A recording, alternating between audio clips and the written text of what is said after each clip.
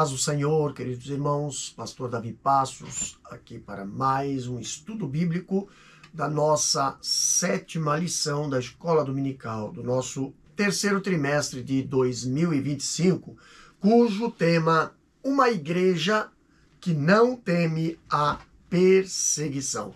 Então, eu gostaria que os irmãos aí agora pegassem a sua Bíblia e também a sua lição de escola dominical e acompanhassem juntamente conosco. Aqui nós temos a lição nos apresentando um texto áureo que se encontra em Atos capítulo 5, versículo 29, que diz assim: porém, respondendo Pedro e os apóstolos disseram, mais importa obedecer a Deus do que aos homens. Também a lição nos apresenta a verdade prática, dizendo, em relação à verdadeira igreja cristã, há duas verdades inegáveis. Primeiro, a igreja será perseguida. E segundo, Deus a protegerá.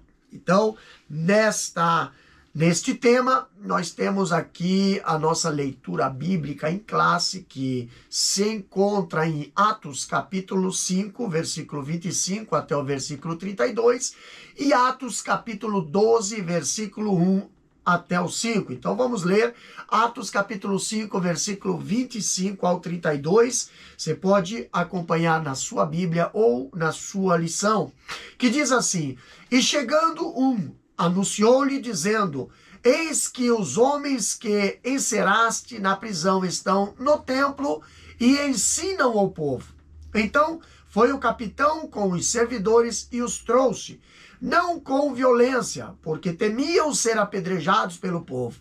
E trazendo-os, os apresentaram aos conselhos, e o sumo sacerdote os interrogou, dizendo, não vos admoestamos nós, expressamente, que não ensinasseis nesse nome?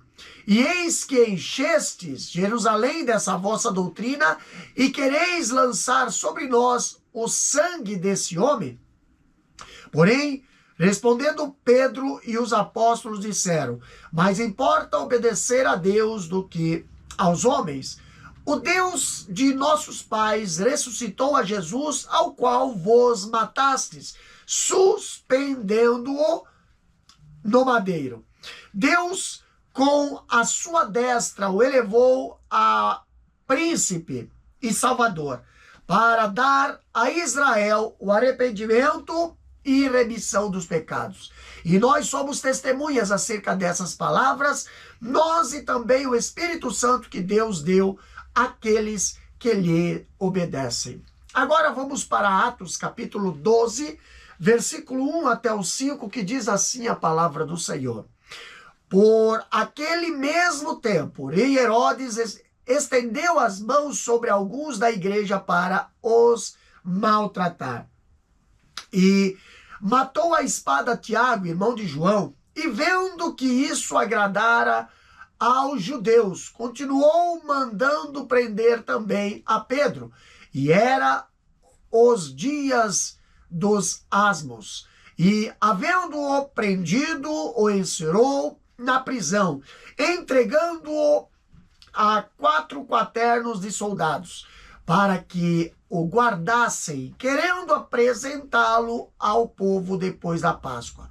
Pedro, pois, era guardado na prisão, mas a igreja fazia contínua oração por ele a Deus. Então, meus irmãos, se nós formos observar o objetivo que esta lição nos apresenta, nós vamos encontrar aqui 3 objetivos. Primeiro, explicar os motivos e as esferas da perseguição enfrentada pela igreja primitiva.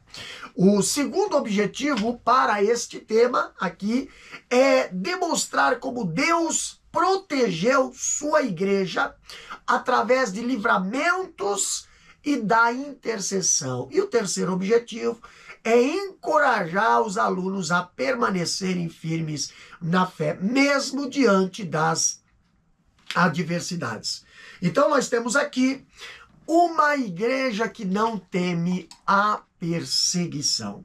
A introdução desta lição, ela nos diz o seguinte: desde o seu início, a igreja enfrenta oposição e perseguição.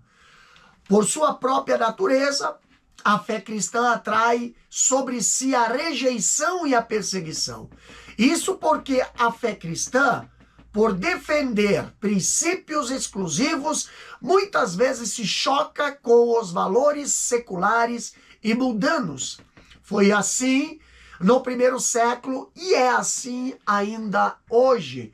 Contudo, devemos destacar que a igreja não está sozinha nem abandonada no mundo. Deus é o seu dono e, portanto, o seu protetor. Vemos ao longo da história da igreja o Senhor agindo de diferentes formas para dar livramento e vitória, né, ao seu povo.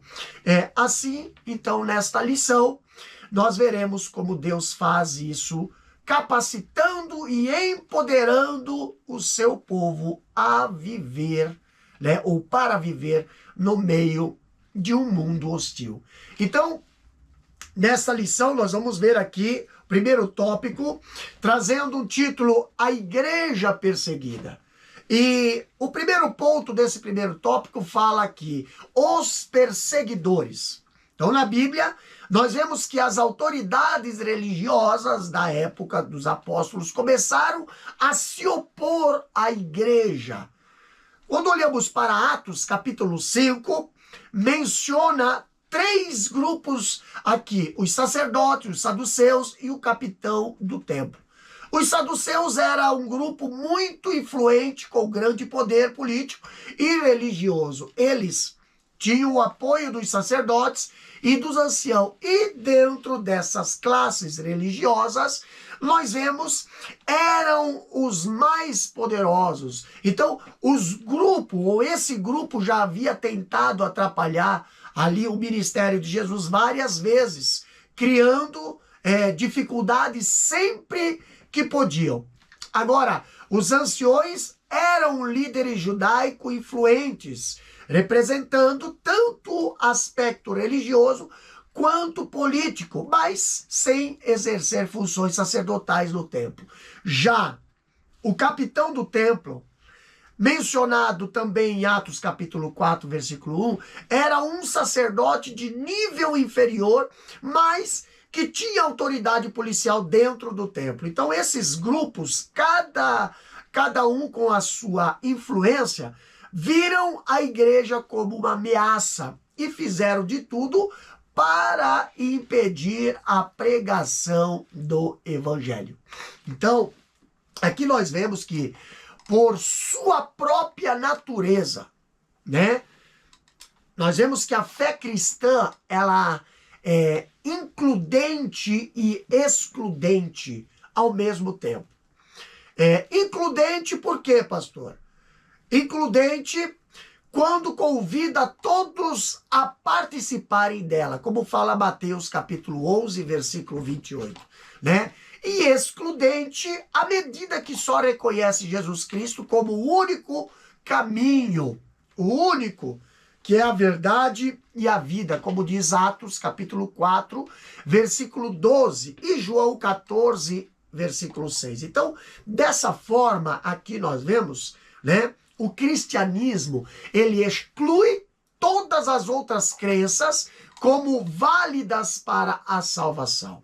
Isso não significa dizer que não há elementos de verdade nas outras religiões, nem tampouco que elas são desprovidas de valor ético-moral, né? Então aqui não se trata disso.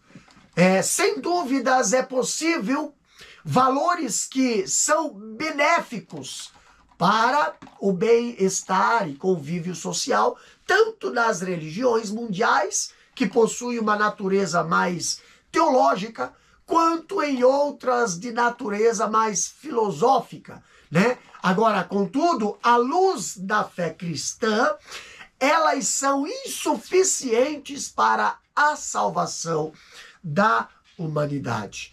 Agora, quando nós vemos aqui no ponto 2 do nosso tópico 1, aqui nós vemos as esferas da perseguição. As esferas da perseguição aqui diz o seguinte: a perseguição dos judeus aos cristãos se dava em duas esferas. Primeiro, a religiosa, por verem a mensagem de Cristo como ameaça, e política, aos romanos procuravam, e política, né? Os romanos procuravam aumentar o capital político com os judeus. Então, na esfera religiosa, a lição nos diz o seguinte: Lucas registra que os religiosos judeus prenderam os apóstolos. À medida que os cristãos testemunhavam da sua fé com poder, ganhavam mais e mais admiração popular. Muitos já haviam aceitado a fé e esse número continuava crescendo. A inveja, portanto, provocou a ira desses líderes. Agora, enquanto a igreja crescia, o velho judaísmo farisaico regredia. Também temos aqui, na esfera da perseguição, a esfera política.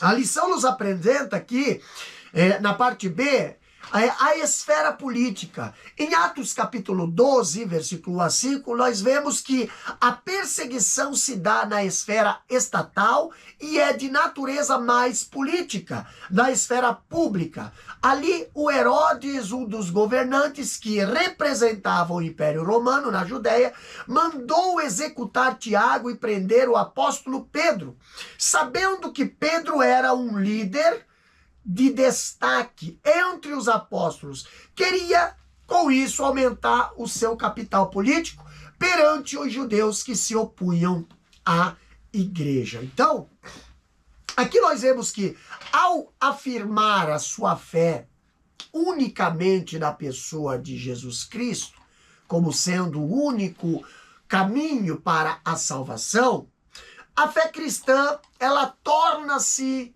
rejeitada e muitas vezes perseguida. Então, praticamente todas as tradições cristãs do protestantismo, tanto o histórico como o pentecostal, sofreram algum tipo de perseguição no Brasil quando eles chegaram aqui, né? Então, o clero católico romano, mesmo havendo liberdade de culto, não tolerava a fé que achava ser concorrente. Então, começou aí, né, uma grande perseguição. Aqui no terceiro ponto do primeiro tópico da lição, ela diz o seguinte: a igreja enfrentará oposição. Ali a lição nos apresenta: a igreja sempre enfrentará opositores. De um jeito ou de outro, isso acontece. Por quê? O cristianismo bíblico, por sua natureza, acolhe a todos, mas também estabelece princípio para quem deseja segui-lo. Por isso, muitas vezes é visto como antiquado, preconceituoso e indesejado. Presta atenção aí. A perseguição pode mudar conforme o tempo e o lugar, mas seu objetivo continua o mesmo: silenciar a voz da igreja. Se vocês prestarem bem atenção na história dos pioneiros da igreja pentecostal no Brasil, Gunnar Wing, missionário sueco e fundador das Assembleias de Deus do Brasil, ele narra no seu livro, o Diário do Pioneiro. Se vocês puderem adquirir, é muito bom. Ele narra várias perseguições que sofreu quando chegou no Brasil em 1910. Quando, em 1914, Wing, ele enviou uma carta para o seu amigo, né, o pastor O.L. Bjork, né, que morava lá na Suécia. E nessa carta, Wing conta como a perseguição veio com força na implantação da Assembleia de Deus em Itapejá, no estado de Ceará. Naquela época, o missionário sueco ele contava com o apoio de Adriano Nobre, né? O missionário ali, um convertido à fé pentecostal. E Nobre, ele foi preso por pregar o evangelho naquele estado. Vingre, ele escreveu numa carta missionária, né, no dia 22 de agosto de 1914, né, ele escreve assim: meu amado irmão, a paz do Senhor, muito obrigado por sua carta de 7 de julho e pelo cheque. Fico muito feliz com a sua carta. É muito bom ouvir falar de Jesus e de suas boas obras maravilhosas, né? Fico feliz em ouvir sobre isso, pois vivo na mesma fonte que o Senhor. Aleluia. Acho que mencionei em uma carta para o Senhor que pretendia viajar para outro estado, chamado Ceará, mas o Senhor levou o nosso evangelista a ir em meu lugar. Ele voltou depois de cerca de 1 mês e meio com a notícia de que havia batizado 50 pessoas na água e que Jesus havia batizado 24 crentes no Espírito Santo e no fogo. Glória a Jesus. O irmão Adriano Nobre foi preso lá. Adriano Nobre estava preso ali em um dia quando Jesus batizou mais de 10 pessoas no Espírito Santo. E nosso irmão foi expulso do local pelos inimigos. Mas louvado seja Deus. Olha o que ele dizia na carta. Eles não conseguem afastar a obra do Senhor. Desde então temos recebido cartas de lá e os crentes estão firmes em Jesus. Adriano nomeou um irmão para liderar as reuniões antes de partir. Amanhã, a irmã que estava lá antes de Adriano e preparou o caminho para ele estar partindo, agora ela está viajando para lá pela vontade do Senhor para encorajar os amigos. Vamos orar muito por ela. Desde a minha última carta, Jesus batizou 32 pessoas no Espírito Santo aqui no estado do Pará. E 39 foram batizados nas águas. Glória a Deus! Uma delas foi batizada no Espírito Santo no meio do sermão na quarta-feira à noite. Não se esqueçam de orar por mim. Queridos amigos, para que o Senhor me fortaleça. No Senhor, Gunnar Ving. Agora mesmo chegou o telegrama do Ceará informando que o número de pessoas batizadas no Espírito Santo já é de 33. Glória a Jesus. Dessa forma o Senhor está realizando sua obra maravilhosa. Aleluia. Agora estamos construindo uma casa pastoral aqui. O irmão Berg envia suas saudações. Irmãos, Daniel Berg, missionário sueco e companheiro de Gunnar Ving, aqui no Brasil, também narrou nas suas cartas muitas perseguições que teve que enfrentar. Em uma delas, publicou em 1915, né? No período ali, no periódico batista sueco Brudgumens, né? Roche. Ele detalha sobre o trabalho de implantação da Assembleia de Deus no Pará e como em Capanema, né, uma das cidades desse estado, enfrentaram forte ali oposição, tá? Então, aquela irmã que se refere ali na carta, a quem se refere Vingre, é Maria de Nazaré o nome dela. A segunda crente a receber o batismo no Espírito Santo em Belém do Pará. Então, Pará em 1911, né? Tendo recebido o batismo pentecostal, Maria de Nazaré, ela retornou a Belém, ou retornou de Belém, né? Para Itapejá, no Ceará. Antes, conhecido como São Francisco de Uruburetama, né, para compartilhar ali a sua fé com os seus familiares, tá? Olhando aqui, Gunnar Berg, o Daniel Berg, ele escreveu também uma carta, tá? Carta do Brasil, né? Bragança, Brasil, 4 de fevereiro de 1915, né? Meu amado irmão, ele escreve bem assim, ó, paz de Deus, 1 Pedro capítulo 1, versículo 3 a 7. Ele escreve, o Senhor é o nosso refúgio e fortaleza, socorro bem presente nas tribulações. É bom estar escondido em Jesus, onde acalma apesar das tempestades da terra. Louvado seja Jesus eternamente. Obrigado, querido irmão, por sua carta e pelos jornais que recebi há alguns dias. Alegrou nosso coração ler o querido jornal de Bridgegum,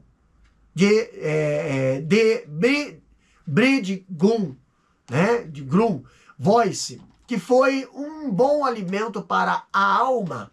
Graças a Deus. Esperamos recebê-lo no futuro, sempre que for publicado. O Senhor nos guiará em todas as coisas e nos preservará para que estejamos prontos quando vier o chamado. Saia para encontrar o noivo. Lemos nos jornais diários sobre a grande e terrível guerra na Europa. Depois já vou falar sobre essa guerra na Europa aqui.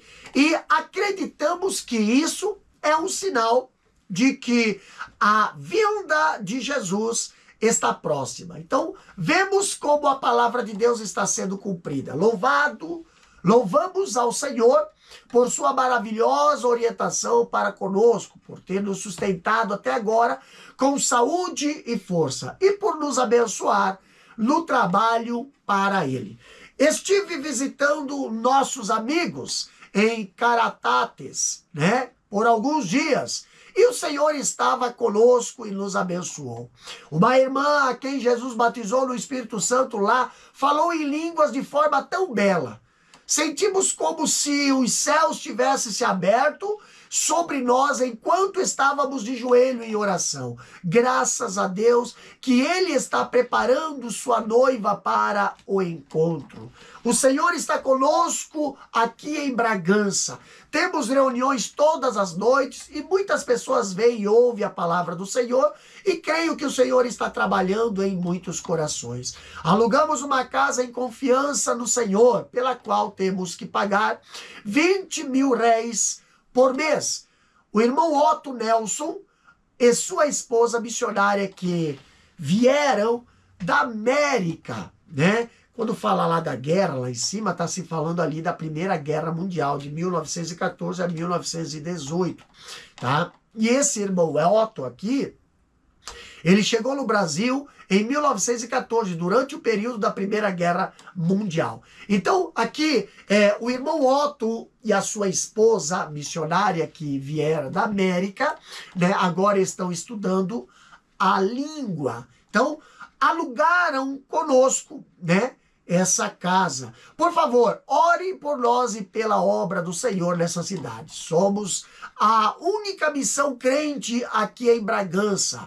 Há muitas pessoas nessa cidade e queremos pedir ao Senhor que nos guie no futuro. O irmão Vingre está no Ceará há quase 2 meses e o Senhor esteve com ele e o abençoou. Agora há mais de 100 almas lá, louvando ao Senhor pelo perdão dos pecados. E muitas delas foram batizadas com o Espírito Santo. Graças a Deus, Ele está trabalhando maravilhosamente nas várias missões aqui que o Senhor abriu para nós. O inimigo pode estar zangado conosco e com o trabalho do Senhor, mas o Senhor prometeu que nenhum fio de cabelo de nossa cabeça cairá, a não ser por sua vontade. Glória seja dada ao seu nome. Aprendi isso há uma semana, quando estava visitando nossos amigos em Capanema. Reunimos-nos lá por 2 noites, e na última noite os inimigos se reuniram do lado de fora da casa onde estávamos nos reunidos. E havia mais de 100 deles, armados com paus, e eles evidentemente pensaram que conseguiriam acabar conosco e com nossas atividades. Quando estávamos reunidos para orar em uma casa, eles começaram a bater na porta com paus e a tirar pedras. Fomos até lá, abrimos a porta e falamos com eles sobre Jesus, mas eles disseram que não queriam ouvir nada sobre Jesus, mas pediram nossas Bíblias para queimá-las. Como não podíamos permitir isso, eles começaram a jogar pedras novamente. Então, entramos e fechamos a porta, dobramos os joelhos e clamamos ao Senhor, enquanto os inimigos estavam do lado de fora batendo na porta. O Senhor preservou a todos nós. Quando a porta começou a quebrar, peguei meu casaco e saí furtivamente pela porta dos fundos. Foi assim que consegui escapar dos inimigos, graças a Deus. Ore pelos amigos de Capanema. Eles são muitos perseguidos pelos católicos. Jesus está chegando em breve. Saudações dos fiéis daqui para todos vocês. Saudações de seu irmão no Senhor, Daniel Berg. Caixa 653, Paraná. Caixa 663, Pará, Brasil. Agora, olha só que interessante. Aqui, estou enviando uma foto, olha só, ainda na carta. Estou enviando uma foto junto com a carta. Uma das pessoas na foto é Adriano Nobre e a outra você reconhecerá bem. Dê meus cumprimentos aos senhores, né? Roberto, Petrus e a todos os amigos tão queridos. O irmão Vingre e Nelson também. Salmo 23. Então, aqui nós vemos como podemos observar a obra evangélica que procura seguir as pisadas do cristianismo bíblico sempre enfrentará oposição.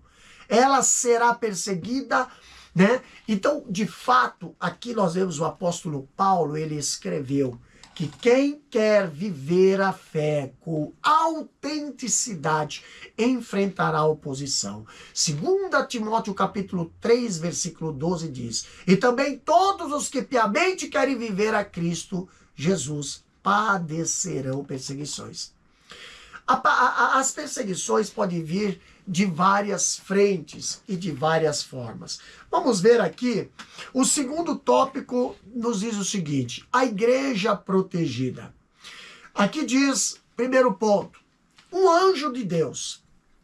Lucas destaca que, em meio à perseguição, Deus provê livramento para os apóstolos. A igreja não era apenas perseguida, mas também era apenas... a igreja não era apenas perseguida, mas também protegida. Aqui a igreja contou com a presença de anjos, seres de natureza totalmente sobrenatural. Não é incomum a presença de anjos nos livros de Atos.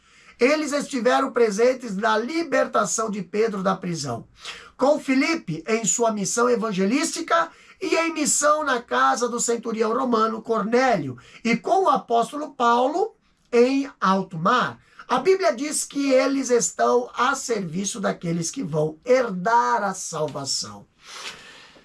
Quando olhamos para o texto de Atos, né, ali no contexto do livro de Atos, nós podemos observar que a igreja quase sempre enfrentava oposição e perseguição. Os apóstolos, eles tiveram que conviver com a perseguição em vários momentos. Em um primeiro momento, essa perseguição vem por parte do judaísmo, que enxergava a nova fé como sendo um movimento periférico. Quando olhamos para Atos capítulo 5, versículo 17 ao 29, ali faz referência aos sacerdotes judeus, da seita dos saduceus, e o capitão do templo como aquele que comandara aquela perseguição. E também nós vemos em segundo lugar, em segundo momento, a perseguição ela via também do poder estatal, né?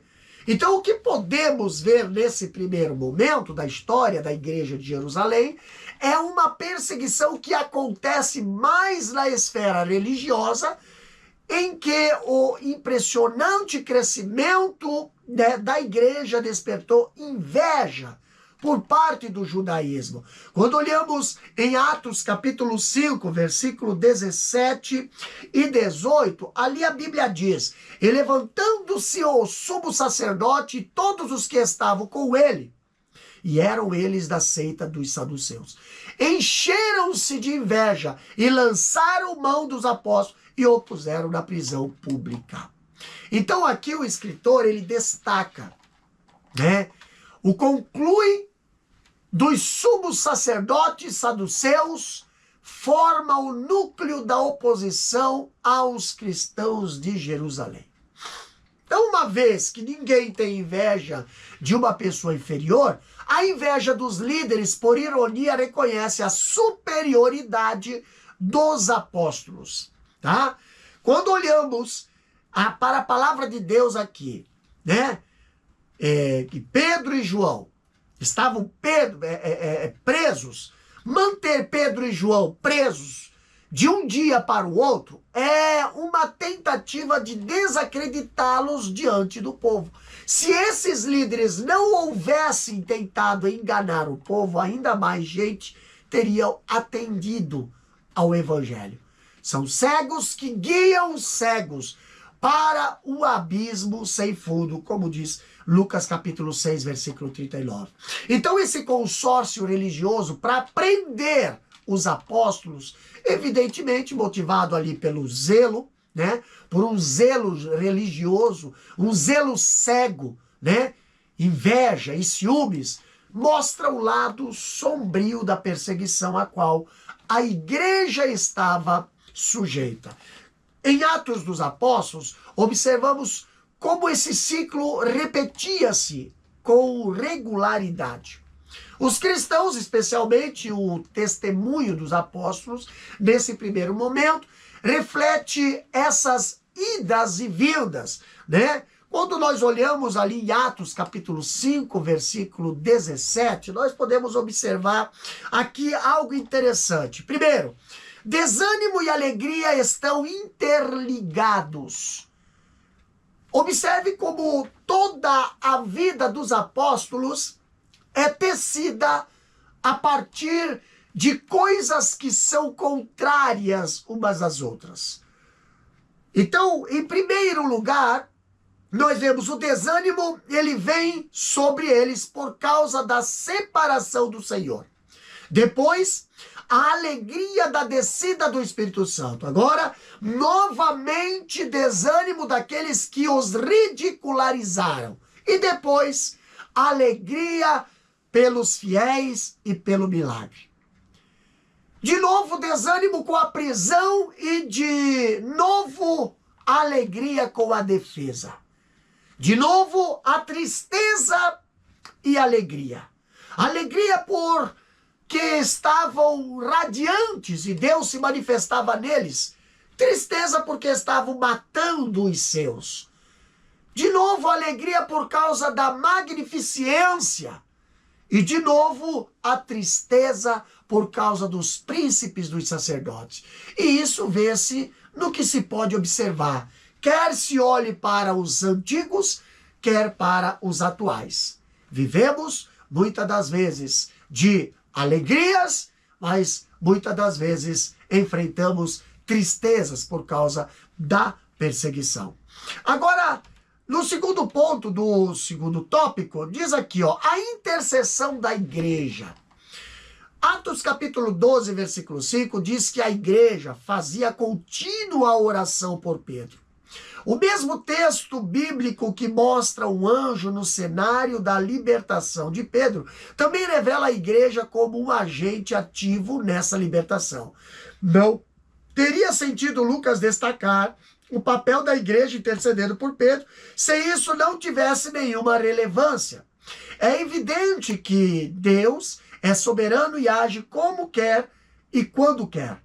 A morte de Tiago, irmão de João, é mencionada anteriormente e não temos uma explicação no texto bíblico do porquê Tiago não foi libertado. Contudo, esse evento certamente causou um impacto na igreja, levando-a a orar ainda mais fervorosamente por Pedro. Deus respondeu à oração da igreja e libertou Pedro. Aqui nós destacamos que, em um primeiro momento, a perseguição à igreja dá-se na esfera religiosa, e isso é, as autoridades do Antigo Testamento, as autoridades do antigo judaísmo, quis dizer, tá? Motivado pela inveja, perseguem os apóstolos. Então, em um segundo momento, vemos a perseguição acontecendo na esfera estatal, motivada pelo poder político. Então, nos primeiros capítulos de Atos, ainda não temos uma perseguição organizada sistematicamente pelo Estado. O que viria a acontecer mais tarde. Já no capítulo 2 de Atos, contudo, vemos o braço do Estado estendendo-se para alcançar a igreja, como nós temos em Atos capítulo 12, versículo 1, né, até o 3, ali diz, porque aquele mesmo tempo, o rei Herodes estendeu as mãos sobre alguns da igreja para os maltratar, e matou a espada Tiago, irmão de João, e vendo que isso agradara aos judeus, continuou mandando prender a Pedro. E eram os dias dos asnos. Então aqui o escritor ele observa que Herodes, o Herodes citado nessa passagem, né, era o Herodes Agripa I, o Agripa I, que era neto do Herodes, o Grande, né, e filho de Aristóbulo IV e Berenice. Então, possuía muita influência política, visto que ter sido criado em Roma e ter feito amigos influentes que posteriormente se tornaram imperadores, como Gálio, Calígula, né, em 37 a 47 depois de Cristo. E também Cláudio, lá de 41 a 53 depois de Cristo. Então ele era irmão de Herodias e ganhou, né, do imperador Cláudio o título de rei. Ele mandou ali decapitar Tiago, filho de Zebedeu, né? Então, querendo obter o apoio das autoridades judaicas, ele prendeu o apóstolo Pedro, tensionando ali, né, executá-lo. Então, aqui nós vemos comentarista dizendo que Agripa I desejava cultivar o favor das autoridades judaicas, que provavelmente chamaram sua atenção para os apóstolos cristãos e o instigaram a persegui-los. Como elas receberam bem a decapitação de Tiago, agora Agripa I imaginou que houvesse encontrado um meio de aumentar o seu apoio, né? E planejou dar o mesmo fim em Pedro. Então, quando olhamos para a palavra de Deus, Lucas, ele não narra o que levou o povo a mudar sua atitude em relação aos discípulos de Jerusalém. É possível que o termo judeus, né, do capítulo 12, versículo 11, né, de Atos, se refira à liderança religiosa e a seus partidários, e não ao povo do modo geral. Então pode-se supor também que sua hostilidade nasceu de uma combinação da pregação revolucionária dos cristãos a respeito de Jesus como Senhor, ressurreto, e do fato de conquistarem convertidos ali uma ameaça, né, política à instituição religiosa. Então, como podemos observar, Tiago foi executado e Pedro estava preso, aguardando a mesma sentença. Agora, algo interessante nós vamos ver aqui. No ponto 3 do tópico 2 diz, o valor da oração. Essa passagem bíblica, assim como muitas outras, mostram o grande valor da oração. Enquanto os cristãos oravam, o lugar em que estava tremeu. Quando Paulo orava, teve uma visão com Ananias de Damasco, orando cura dele. Enquanto Cornélio orava, um anjo se apresentou e os apóstolos oravam para que os cristãos fossem batizados no Espírito Santo. Não podemos subestimar o poder da oração.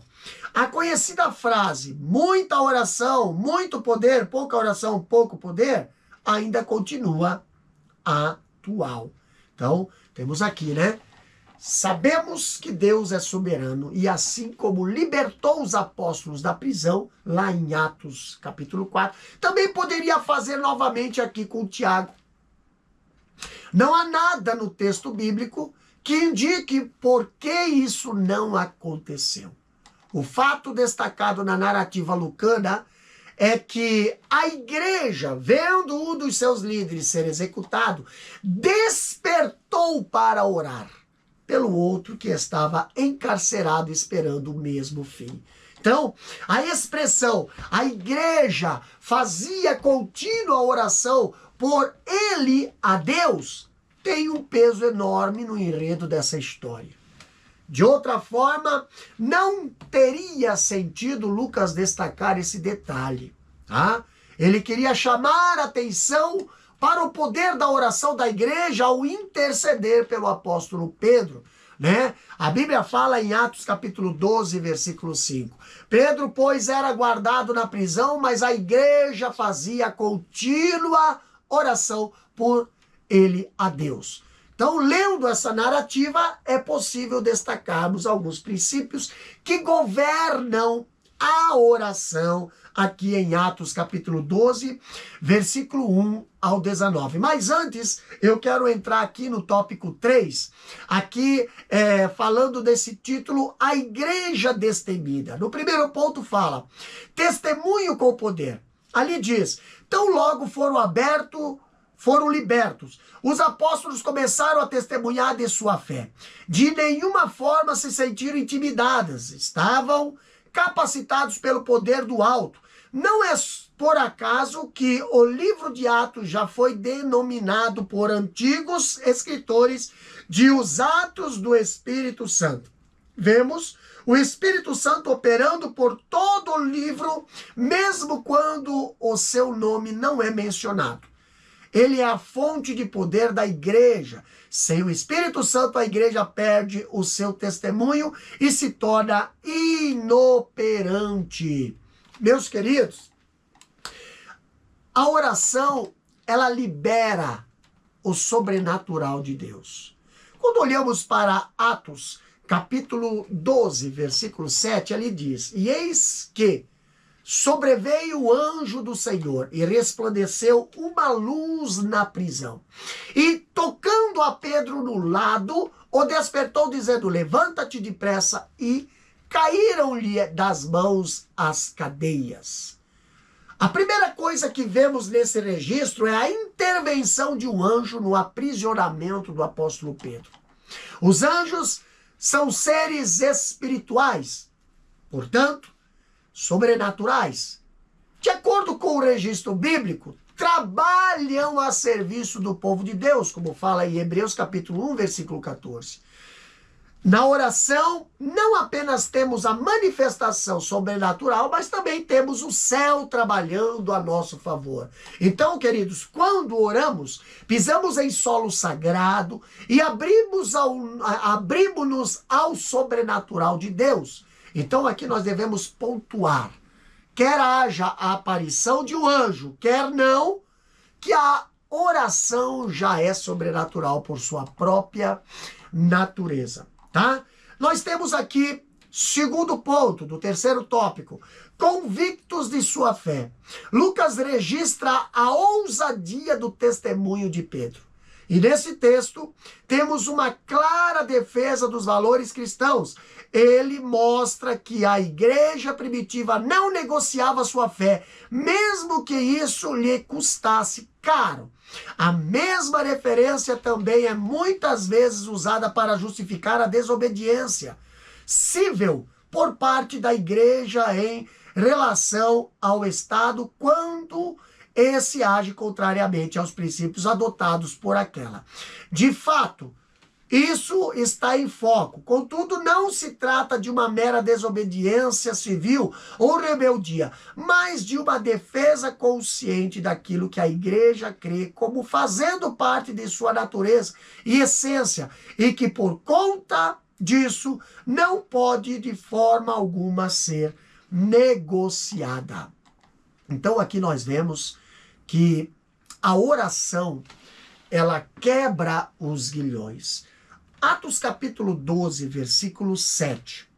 A Bíblia diz, a parte B, a Bíblia fala bem assim, ó, e caíram-lhe das mãos as cadeias. Caíram-lhe das mãos as cadeias. Olha só que interessante. Aqui nós vemos algo interessante nessa passagem, quando lemos, né, a palavra do Senhor aqui. Aqui nós vemos que as cadeias, né? As cadeias, elas, os grilhões sendo quebradas das mãos de Pedro, tá? Isso foi um ato, real, um fato, né? Não há dúvida de que um dos princípios que governam ali a oração, né? Não há dúvida, é a capacidade de produzir livramento. Então, a quebra de corrente pode acontecer de forma literal, como aqui, contudo, o princípio da libertação engloba todo tipo de livramento e libertação. Deus, ele liberta dos grilhões, do álcool, né, do cativeiro das drogas. Deus liberta do vício sexual e de todo e qualquer tipo de vício e escravidão. Se nós olharmos para Atos capítulo 12, versículo 10, ali diz, a qual se lhes abriu por si mesmo. Então, a oração, ela faz com que coisas que parecem difíceis e impossíveis tornar-se fáceis e possíveis. Nenhuma porta fechada abre-se por si mesmo. É assim que diz a nossa mente racional. A oração desafia a lógica, a matemática e as leis da física, e nada é impossível para Deus, como diz Lucas capítulo 1, versículo 37. Se orarmos, veremos coisas que pareciam impossíveis de acontecer, acontecendo. Quando achamos que chegou o fim da linha, oramos e, na verdade, com a oração, o fim pode tornar-se um novo começo. Também a oração, ela impede que nos tornemos trunfos do inimigo. No capítulo 12 de Atos, versículo 11, a Bíblia diz o seguinte, e Pedro, tornando a si, disse, o Senhor enviou o seu anjo e me livrou das mãos de Herodes e de tudo que o povo dos judeus esperava. Então Herodes e os judeus incrédulos esperavam que Pedro fosse também executado. Havia ali uma grande expectativa para que isso acontecesse. Então Pedro era um dos apóstolos mais em evidência. Havia sido ele o primeiro pregador pentecostal a orar de uma vez por todas. Ali, por quase 3.000 almas, como diz Atos capítulo 2, versículo 41. E também foi ele quem orou pelo coxo de nascença, né, que foi curado lá em Atos 3, versículos 6 e 9. E até mesmo a sombra de Pedro curava, quando nós olhamos ali em Atos capítulo 5, versículo 15. A morte de Pedro, sem dúvida, era um troféu para os seus inimigos e com certeza também para o diabo. E Deus, contudo, livrou-o poderosamente ao ouvir a oração da igreja. Então, meus queridos, a oração produz grande alegria.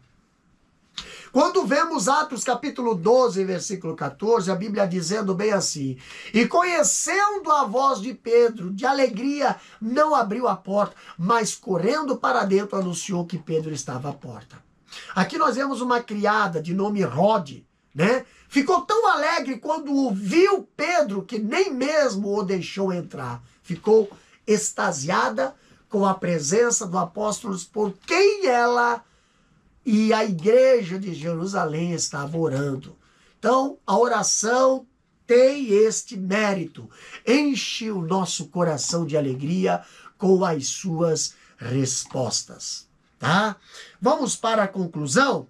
A conclusão da nossa lição diz o seguinte: vimos como uma igreja capacitada pelo Espírito enfrenta perseguições. O cristão, portanto, não deve se assustar com elas. No contexto do cristianismo bíblico, essa é a regra. Não há exceção. Ninguém gosta de ser perseguido. Contudo, as Escrituras nos provinem a respeito da realidade da perseguição da jornada cristã. Isso não significa que o sofrimento deve ser o alvo a ser alcançado, mas que devemos estar conscientes de que não podemos evitá-lo. Portanto, o nosso foco deve estar em Deus, pois Ele é quem pode nos guardar e capacitar no meio do sofrimento. Queridos, a oração pode dar um fim diferente à nossa história. Capítulo 12, versículo 19 de Atos diz: e quando Herodes o procurou e não o achou, feita a inquirição aos guardas, mandou-os justiçar, e partindo da Judéia para Cesareia, ficou ali. Então os intérpretes dizem que a expressão manda-os justiçar tem o sentido de mandou executá-los. Aqui nós vemos que Herodes mandou matar os guardas responsáveis pela guarda de Pedro. Ele responsabilizou pela sua fuga. Na verdade, o que ele não sabia é que Pedro foi liberto por um anjo do Senhor, como diz Salmo 34:7, né? O fato aqui é que se a igreja não tivesse orado pela libertação de Pedro, ele fatalmente teria sido executado. Não teria sido Lucas, por ênfase na sua narrativa, que a igreja orava por Pedro, né? Não teria sentido Lucas ter falado sobre isso aí, então, lá em Atos capítulo 12, versículo 5. Se a oração não tivesse um papel crucial na libertação. Sem a oração da igreja, a história poderia ter outro fim. A igreja orou e Deus interveio. Quando ali, né? Quantas pessoas poderiam ter um fim diferente para suas histórias se dedicasse mais à oração? Fica a dica aí. Ore mais e tenha mais vitória em sua vida. Amém? Vamos para o nosso questionário? Revisando o conteúdo, primeira questão diz o seguinte: quais eram os 3 grupos que faziam oposição à igreja? Resposta: os 3 grupos que faziam oposição à igreja eram os sacerdotes, os saduceus e o capitão do templo. Segunda questão: em quais esferas a igreja sofria perseguição? Resposta: a igreja sofria perseguição em 2 esferas, a religiosa e a política. Terceira questão: o que não é incomum no livro de Atos? Resposta: a presença de anjos não é incomum no livro de Atos. Quarta questão: cite 3 eventos como resultado de oração conforme demonstração na lição. Resposta: 3 eventos como resultado de oração demonstrados na lição são: os cristãos oravam e o lugar em que estavam tremeu. Atos 4:31. Paulo teve uma visão com Ananias de Damasco orando pela cura dele. Atos 9:11-12. Enquanto Cornélio orava, o anjo se apresentou a ele. Atos 10:3. Quinta e última questão: o que Atos 5:29 mostra em relação à primeira igreja? Resposta: Atos 5:29 registra a ousadia do testemunho de Pedro e uma clara defesa dos valores cristãos por parte da primeira igreja. Amém? E aqui nós finalizamos mais uma lição, a lição 7, né? Uma igreja que não teme a perseguição. Amém? Que Deus venha estar fortalecendo a sua igreja, que Deus venha estar aí dando graça, dando força, para que na hora da provação, na hora da perseguição, você não possa desanimar, você não possa desistir, mas você possa estar caminhando como um firme soldado, bem preparado para a batalha. Amém? Não esqueça de estar se inscrevendo em nosso canal, compartilhando esse estudo bíblico e aí deixando seu comentário, né? Ativando o sininho para que você venha receber mais conteúdos teológicos e também doutrinários para a escola bíblica dominical. Amém? Senhor nosso Deus, Pai querido, te agradecemos, Deus, porque Tu és o Deus poderoso, Tu és o Deus que tem, Senhor, guardado a Tua igreja, Pai. Guardado o Teu povo, Senhor, com a Tua poderosa mão. Deus querido, aonde se encontrar, Senhor, uma pessoa intercedendo, orando, Senhor, intercedendo pela causa, intercedendo, Senhor, pelos obreiros, intercedendo por missões, intercedendo por salvação. Pai querido, envia anjos, Senhor, a nosso favor, para que venha, Senhor, estar nos dando livramento, abrindo as portas da prisão, abrindo, Senhor, derrubando as tranqueiras, tirando os impedimentos, para que a Tua igreja venha caminhar, Senhor, na face da terra, triunfando e vencendo a cada dia até alcançar o céu. Abençoa cada professor, abençoa cada aluno, a cada classe de escola dominical. É o que nós te agradecemos por tudo, Deus, no nome de Jesus. Amém e amém. Que Deus vos abençoe.